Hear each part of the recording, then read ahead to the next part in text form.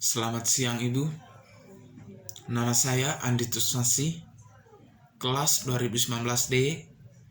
Sekarang saya akan menjawab UTS karya tulis ilmiah. Soalnya ada 7 nomor. Soal yang pertama adalah hakikat karya tulis ilmiah. Karya tulis ilmiah merupakan karya tulis yang menyajikan gagasan, deskripsi, atau pemecahan masalah secara sistematis, yang disajikan secara objektif dan jujur, dengan menggunakan bahasa baku serta didukung oleh fakta, teori, dan bukti-bukti empirik. Soal yang kedua, ciri-ciri karya tulis ilmiah. Adapun ciri-ciri karya tulis ilmiah, yang pertama adalah dari segi isi. Dari segi isi bahwa karya ilmiah menyajikan pengetahuan yang dapat berupa gagasan, deskripsi tentang suatu atau pemecahan suatu masalah.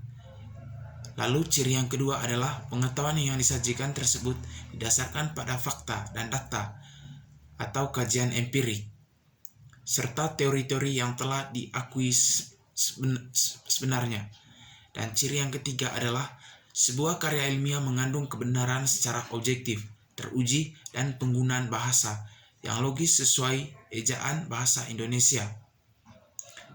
Dan ciri yang keempat adalah bahasa yang digunakan adalah bahasa baku dan banyak menggunakan istilah teknis, di samping istilah-istilah yang bersifat yaitu denotatif.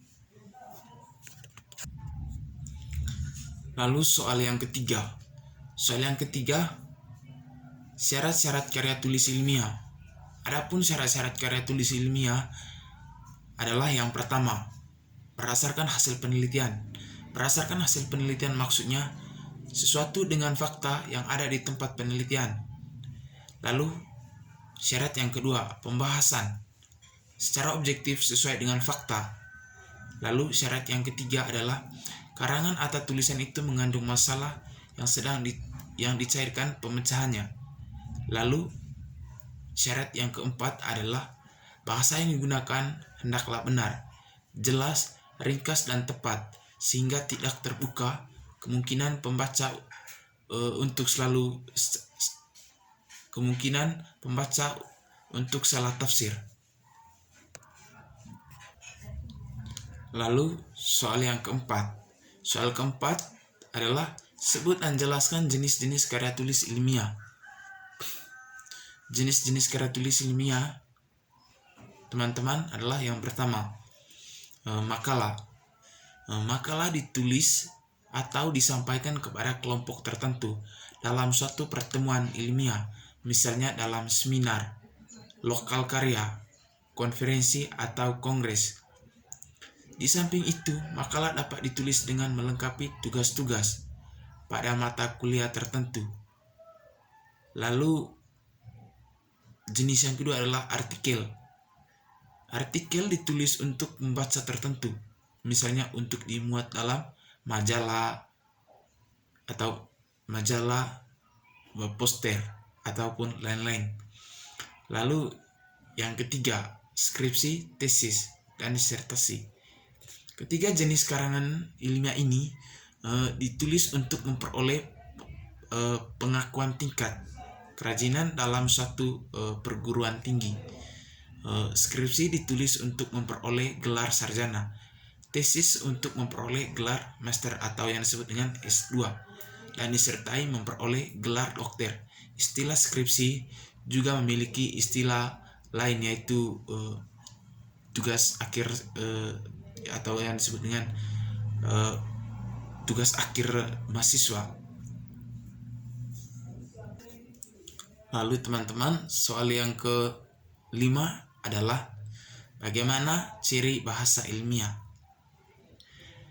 Ciri bahasa ilmiah adalah yang pertama, menggunakan kata istilah yang figuratif dan menggunakan kalimat yang secara objektif. Dan yang kedua adalah menghindari bentuk persoalan atau pengakuan dengan tujuan untuk menjaga objektivitas. Lalu yang ketiga adalah mengutamakan keterpaduan dengan ketentuan isi. Lalu soal yang keenam. Soal yang keenam adalah apa saja kegiatan ilmiah. Kegiatan ilmiah ini teman-teman ada 3. Yang pertama itu simposium, lalu yang kedua itu seminar, yang ketiga adalah lokal karya adalah pertemuan ilmiah sesuatu yang kecil. Soal yang ketujuh teman-teman, tahap menulis proposal ilmiah. Ada 4 tahap menulis proposal ilmiah teman-teman. Yang pertama itu menyiapkan topik, adalah kita harus mengetahui minat kita sendiri. Lalu yang kedua itu menemukan masalah dengan topik. Yang ketiga menentukan judul. Di sini harus sesuai dengan kemampuan kita sendiri untuk menentukan sebuah judul teman-teman ya. Lalu yang keempat yaitu menyusun proposal. Di sini setelah kita membuat judul lalu kita menyusun proposal teman-teman. Seperti itulah teman-teman.